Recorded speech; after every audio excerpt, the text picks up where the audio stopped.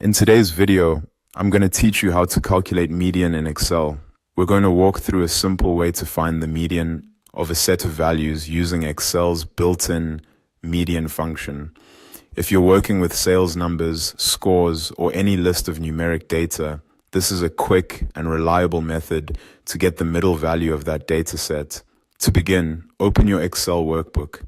This should be the file where you want to calculate the median. Once the workbook is open, make sure your data is ready to use. In this example, the sample data is placed in cells A1 through A6. Before entering the formula, it's always a good idea to quickly check that your values are in the correct cells and that you're working with the range you actually want Excel to analyze. Next, click on cell B2. This is where the result will appear. In that cell, type an equal sign, then the word median, followed by an opening parenthesis. After that, enter the range A2 through A6 and then close the parenthesis.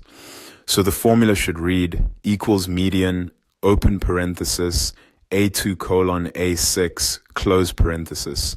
Once the formula is entered, press enter on your keyboard.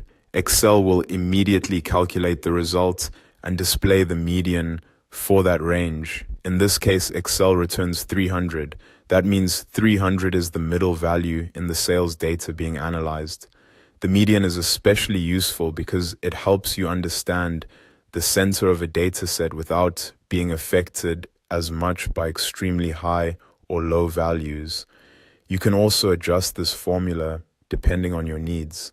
If you want to calculate the median for a different group of cells, simply replace A2, A6 with the range you want to use. If you only want specific cells that are not next to each other, you can replace the range with individual cell references separated by commas.